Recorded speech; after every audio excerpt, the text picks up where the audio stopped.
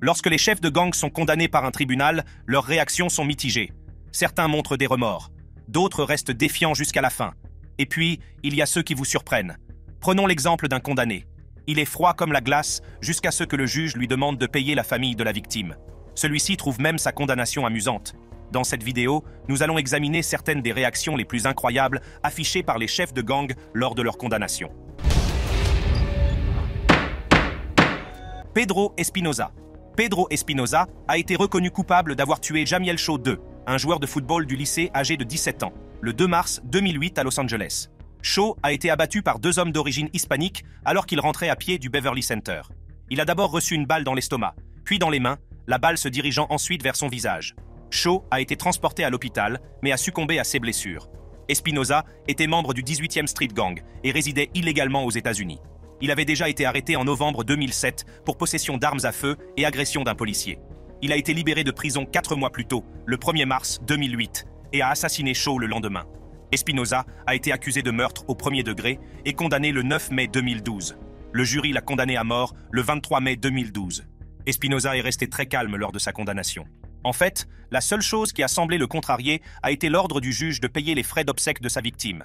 Espinosa a déclaré aux autorités qu'il était prêt à tuer pour son gang, même si cela signifiait encourir la peine de mort. Il s'est également vanté auprès d'un contrôleur judiciaire de vouloir finir dans le couloir de la mort pour montrer sa loyauté envers le gang. L'avocat d'Espinosa a fait valoir au cours du procès que ce dernier n'avait pas bénéficié d'un procès équitable et que sa défense était faible. Le juge Ronald Rose a toutefois rejeté ces arguments. Il a déclaré que les preuves montraient clairement qu'Espinosa avait planifié le meurtre de Shaw et qu'il s'en était vanté par la suite. Le meurtre de Jamiel Shaw II a suscité une vive controverse et un débat politique sur le fait que Los Angeles est une ville sanctuaire. Les gens se sont disputés au sujet de l'ordre spécial 40, une règle destinée à rendre les communautés plus sûres en empêchant les fonctionnaires locaux de poser des questions sur le statut d'immigrant des résidents. L'entrée suivante est celle d'un homme vraiment terrifiant qui a ouvertement admis qu'il aimait tuer et qu'il aimerait recommencer. Adam Pate. David Adam Pate est un homme de Lancaster condamné pour meurtre. Pate avait la langue fendue et des tatouages sur le front, dont 974 et Satan. Ces tatouages sont des codes pour le gang des Insan Gangster Disciples. En octobre 2013, il a attiré Ricky James, 33 ans, dans les bois avec du vin et l'a ensuite poignardé 39 fois avec un couteau de boucher, comme celui utilisé par Michael Myers dans les films Halloween. Pate a caché le couteau de James près d'un buisson, où des enfants l'ont retrouvé 1 mois plus tard. Pate a avoué à la police qu'il avait prévu de décapiter James et qu'il était revenu sur les lieux pour cacher le corps parce qu'il voulait y tuer quelqu'un d'autre. Il a également admis avoir attaché James avec une corde du cou aux chevilles dans l'intention de traîner le corps jusqu'à un ruisseau voisin. Cependant, il était trop ivre et trop fatigué pour mettre son plan à exécution. Pat avait un long passé criminel, y compris des séjours en prison pour cambriolage et d'autres délits depuis l'âge de 17 ans. Il était déjà en prison pour trouble à l'ordre public lorsqu'il a été identifié comme suspect dans le meurtre de James. La police a découvert plus de 20 couteaux et plus de 20 masques au domicile de Pat. Des preuves ADN ont permis de le relier à la scène de crime. Sa famille a également indiqué qu'il était couvert de sang et qu'il avait essayé de brûler ses vêtements après le meurtre. Les actions violentes de Pat ont choqué la communauté, et même ses frères l'ont appelé le diable, souhaitant qu'il souffre en prison. Pat a reconnu le meurtre et a été condamné à la perpétuité sans possibilité de libération conditionnelle. Sa réaction à la sentence en dit long, cet homme n'éprouve aucun remords. Alors que Pat a peut-être agi seul, un groupe d'au moins 5 membres de gang est responsable du meurtre brutal d'un adolescent innocent. Le meurtre de Lisandro Guzman. Le 20 juin 2018, Lisandro Junior Guzman a quitté son appartement dans le Bronx pour rejoindre un ami. Il a vu 4 voitures, a pris peur et s'est mis à courir. Des membres de gang l'ont poursuivi dans le quartier jusqu'à ce qu'il tente de se cacher dans la Bodega, une épicerie située sur l'avenue Batgate. Au début, le propriétaire de l'épicerie n'a pas laissé Junior se cacher derrière un comptoir parce qu'il ne savait pas ce qui se passait. Mais lorsqu'il a vu la peur de Junior, il a changé d'avis et l'a laissé se cacher. Malheureusement, l'un des gangsters a vu Junior, l'a fait sortir et l'a emmené vers les autres membres du gang qui l'attendaient. Junior a été violemment attaqué à la machette et au couteau. Il a tenté de rentrer dans le magasin, mais a été renvoyé à l'extérieur. Des vidéos de surveillance et des vidéos de téléphone portable ont filmé la scène horrifiante alors qu'il sortait en titubant de la bodega et courait vers un hôpital situé à un pâté de maison de là. Il s'est effondré près de l'hôpital et a succombé à ses blessures. Le meurtre a été commis à la suite d'une erreur. La cousine d'un membre de gang, Stephanie Astacio, et son petit ami, Irving Ozuna, figuraient dans une vidéo à caractère sexuel. Pour protéger son petit ami, Stéphanie a prétendu à tort que Junior était l'homme de la vidéo, car il ressemblait beaucoup au vrai coupable. Elle a incité Junior à la rencontrer en lui demandant de lui emprunter de l'argent.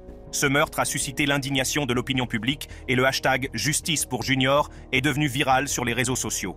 14 membres du gang des Trinitarios ont été arrêtés. 5 agresseurs de la vidéo, Jonaiki Martinez Estrella, José Muniz, Elvin Garcia, Manuel Rivera et Antonio Hernandez, ont été reconnus coupables de meurtre au premier degré, de meurtre au second degré, d'agression en bande organisée et d'association de malfaiteurs. Ils ont été condamnés à la prison à vie. Les derniers membres du gang ont été condamnés en janvier 2023 et n'ont montré aucune émotion. Le meurtre de Lisandro Guzmán Feliz a marqué la ville. Des voix se sont élevées pour réclamer de meilleures mesures de sécurité, comme la proposition de loi Junior qui prévoit l'installation de boutons d'alarme dans les petits commerces. Jusqu'à présent, personne dans ces entrées n'a montré de remords. Mais la prochaine entrée présente quelqu'un qui s'est réellement excusé pour ses crimes. Tariq Jackson. Tariq Jackson a été reconnu coupable du meurtre de Keandre Duff, 20 ans, lors d'un incident lié à un gang à Ypsilanti, dans le Michigan, en 2015. Jackson faisait partie du gang d'Ypsilanti Rack Life ou de sa ramification, Finesse Gang. Le meurtre serait dû à un conflit entre Rack Life et un gang rival, BOH.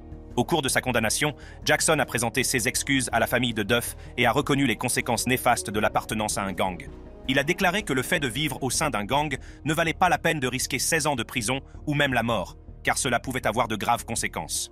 Au tribunal, la mère de Duff, Marquita Clebron, s'est adressée directement à Jackson. Elle a déclaré qu'elle et son défunt fils lui avaient pardonné. Elle a également souligné le manque de soutien et de conseils pour les jeunes hommes qui se trouvent dans des situations similaires. Jackson a non seulement plaidé coupable de meurtre au second degré, mais il a également admis avoir commis un vol à main armée, avoir été accusé d'avoir utilisé des armes et avoir menti sous serment. À 18 ans, il a été condamné à une peine de 17 à 40 ans de prison. Ensuite, nous avons un condamné qui a été reconnu coupable du meurtre d'un membre d'un gang. Lee Manuel Rios. Lee Manuel Rios a été reconnu coupable de meurtre au premier degré en 2015 pour avoir tué Kenneth Lopez, 18 ans, à Springfield, dans le Massachusetts. Rios et Lopez faisaient tous deux partie du gang des Latin Kings, mais ils s'étaient brouillés, ce qui pourrait être à l'origine du meurtre. Nelson Rios, le frère de Rios, a témoigné contre lui. Il a déclaré que Lee avait avoué avoir tiré dans le dos de Lopez avec un pistolet de calibre 38. Nelson a conclu un accord avec l'accusation parce qu'il était également accusé d'avoir utilisé des armes à feu. Lee Rios a été accusé non seulement de meurtre, mais aussi de volume, de crimes liés à la drogue et d'autres délits. Il a été condamné à une peine d'emprisonnement à perpétuité sans possibilité de libération conditionnelle. Il n'a manifesté aucune émotion à la lecture de sa sentence. L'entrée suivante présente une explosion dramatique dans la salle d'audience lorsque l'avocat du condamné a déclaré qu'il méritait la lourde peine qui lui avait été infligée. Lidel Maynard. Le 22 juin 2020, Travis Henry Jr., 22 ans, a été retrouvé mort dans la rue à l'angle de la 17 avenue et de la rue Nina à Columbus, en Géorgie. Il a reçu une balle dans le torse et sa BMW noire a été volée. Lidel Maynard Trappa Sparks, ainsi que Wayman McMillian, Kalaya Sumter et Tereona Horton sont accusés d'avoir volé et tué Henry. Sumter et Horton auraient attiré Henry à Columbus, en Géorgie, en flirtant avec lui sur Facebook après avoir vu ses messages concernant l'argent, les vêtements à la mode et les belles voitures. Sparks, âgé de 21 ans à l'époque, a été accusé de meurtre, de vol à main armée, d'utilisation d'une arme à feu pour commettre un crime et de détention d'une arme à feu alors qu'il était en période de probation. Il a été reconnu coupable de tous les chefs d'accusation et encourt une peine d'emprisonnement à perpétuité sans possibilité de libération conditionnelle. Au cours du procès, McMillian, Sumter et Horton ont déclaré que Sparks avait tiré le coup de feu fatal. Cependant, à la barre, aucun d'entre eux n'a admis avoir planifié le vol. L'avocat de Sparks a souligné que Henry ne semblait pas avoir été volé car une liasse de billets et un collier en argent brisé ont été découverts à côté du corps. Lidel Sparks a finalement été condamné à la prison à vie sans possibilité de libération conditionnelle. Son propre avocat a déclaré qu'il méritait d'être puni. Après sa condamnation, Sparks a demandé à s'adresser à la cour. Il a critiqué son avocat, le juge et le procureur, mettant en doute la validité des témoignages et accusant la famille de la victime. Sparks a insisté sur son innocence, affirmant que les témoins avaient menti. Il a exprimé sa frustration, demandant comment le tribunal pouvait croire que des personnes malhonnêtes l'accusaient d'un crime qui pourrait lui coûter la vie. Certains membres de la famille de Sparks ont quitté la salle d'audience au moment où il s'est emporté, tandis que d'autres ont réagi en riant. Le juge a mis fin à l'audience et est passé à l'affaire suivante. Nous nous rendrons en Afrique pour notre prochain article. George Geweld Thomas. George Geweld. Thomas dirigeait le gang des 28, connu comme l'un des gangs les plus féroces d'Afrique du Sud, à Bishop Lavis, au Cap. Il a été reconnu coupable et condamné en 2015 pour des crimes commis entre 1999 et 2010. Thomas a été inculpé d'environ 52 infractions, dont 7 meurtres, rackets, 3 tentatives de meurtre, possession illégale de balles et d'armes à feu, cambriolage, vol dans des circonstances graves et diverses accusations liées au gang en vertu de la loi sur la prévention de la criminalité organisée. Il a été condamné à un total de 175 ans de prison, avec des peines de prison à vie pour chacun des 7 meurtres qu'il a commis. Le procès a duré 4 ans et impliqué 18 co-accusés, dont un seul a été acquitté de tous les chefs d'accusation. Il a été reconnu coupable de plusieurs meurtres commis sur plusieurs années. En février 2008, il a tué Angelo Clazen à Elsis River et, le même jour, Glenston Martin et Yusrie Abrahams à West Bank. Plus tard dans l'année, en novembre, il a assassiné Eywyn Streedom à Bishop Lavis. L'année suivante, il a commis 2 autres meurtres, Cecil Barnes en octobre à Bishop Lavis et Gresham Buysen en octobre à Kleinvley. En février 2010, il a ôté la vie à Niden Davids à Bishop Lavis. Le procès a mis en lumière les activités criminelles du gang des 28, en révélant un schéma de violence, d'extorsion et une importante réserve d'armes. Le gang opérait avec une structure claire et finançait ses membres par la vente de drogue, l'extorsion et les vols. Pour une raison ou une autre, il a trouvé la procédure de condamnation amusante et n'a pas pu s'empêcher de rire. L'avocat de Thomas, Janos Mihalik, l'a décrit comme menant une vie simple, en vendant du poisson pour gagner sa vie. En revanche, les procureurs ont fait valoir que la richesse affichée par les gangsters provenait de la criminalité et non de la vente de poissons. Le suivant concerne un membre de gang qui a reçu une peine maximale bien méritée pour un crime qui fait froid dans le dos. Abel Gallegos. Abel Candy Gallegos a été reconnu coupable du meurtre de Simone Duran, 28 ans, en 2018 à Golden, dans le Colorado. Gallegos et un autre homme nommé Alonso Quintana faisaient tous 2 partie du même gang.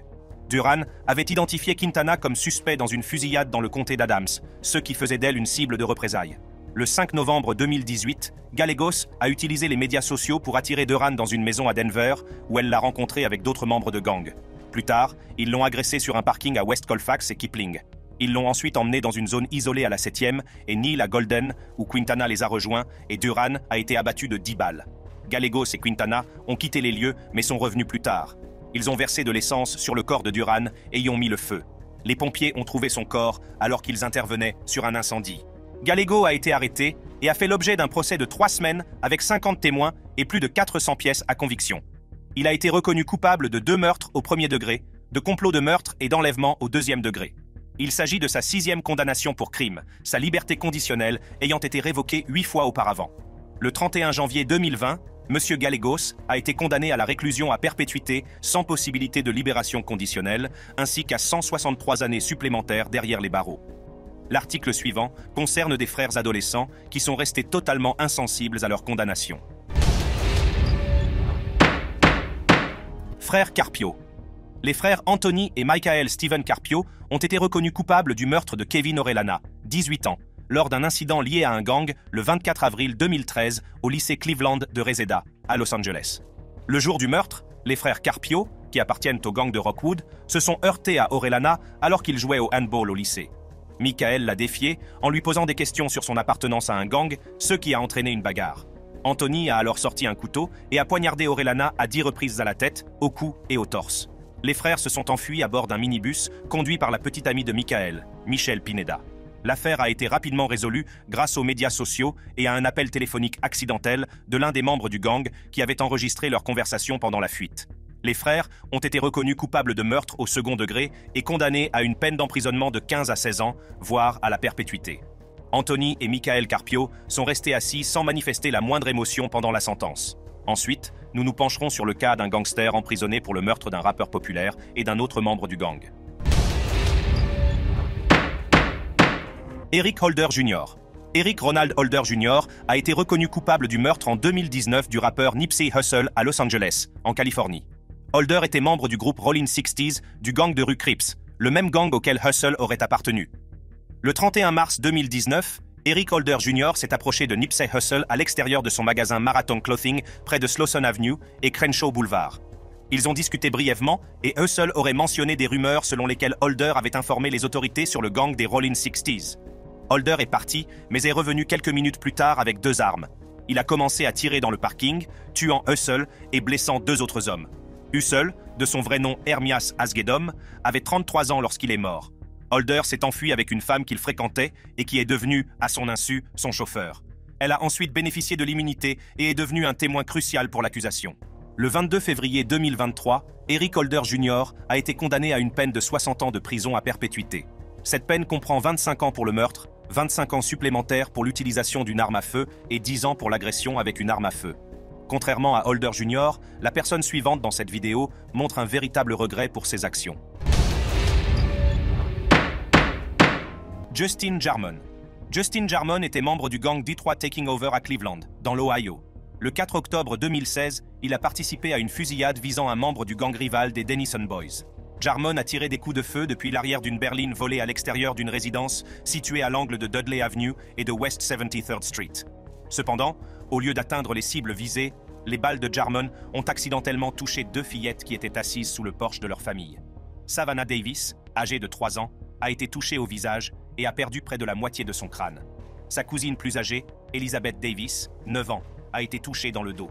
Jarmon a reconnu sa culpabilité pour tentative de meurtre, appartenance à une bande criminelle et autres chefs d'accusation liés à la fusillade. Il a également plaidé coupable pour un autre vol commis en janvier 2017, au cours duquel il a jeté à terre un homme de 73 ans à un arrêt de train et lui a volé de l'argent. En décembre 2017, Jarmon, 18 ans, a été condamné à 41 ans de prison. Il a exprimé des regrets lors de la condamnation, déclarant qu'il aurait souhaité choisir les livres plutôt que les armes à feu. L'entrée suivante, qui est aussi la dernière, concerne un rappeur et un membre de gang qui a été condamné pour le meurtre d'un jeune garçon. Antonio Davenport. Antonio Lil Tony. Davenport Jr. est un rappeur de Caroline du Nord qui a été inculpé pour le meurtre, en 2019, d'un enfant de 9 ans, Zion Person, à Durham, dans le cadre d'un gang. Le 18 août 2019, Davenport, membre du 8 Trey Gangster Crips, ainsi que Derrick Dixon et Dival Magwood, ont participé à une fusillade visant des membres de gangs rivaux. Ils ont accidentellement tiré sur un SUV transportant des enfants, entraînant la mort de Zion Person. Davenport a nié toute implication dans le meurtre et a rejeté l'idée qu'il était lié à un gang, accusant des informateurs qui cherchaient à obtenir des peines plus légères. Son avocat a affirmé que Davenport ne faisait pas partie du 8 Trey Gangster Crips, mais qu'il appartenait à un autre groupe de Crips. Au moment du crime, Davenport portait un bracelet électronique en raison d'accusations de violences domestiques en cours. Les données du bracelet électronique l'ont placé sur la scène du crime, ainsi qu'au domicile de Dixon et de Magwood avant et après la fusillade et à d'autres endroits pertinents pour la planification et la dissimulation du crime. Une caméra de surveillance du collège a filmé la voiture de Davenport qui suivait celle des victimes juste avant la fusillade. Peu après le crime, Davenport a fait repeindre sa voiture en noir.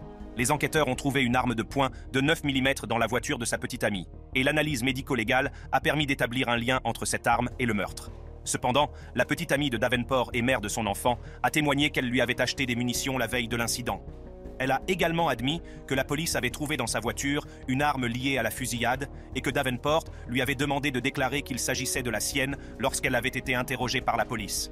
Monsieur Davenport a été inculpé de meurtre lié aux activités d'un gang, de possession d'une arme à feu lors d'un crime violent et d'avoir causé la mort de Zion Person. En mars 2021, les co-accusés de Davenport, Dixon et Magwood, ont admis avoir fait partie d'une conspiration de racket et avoir commis un crime violent pour la soutenir.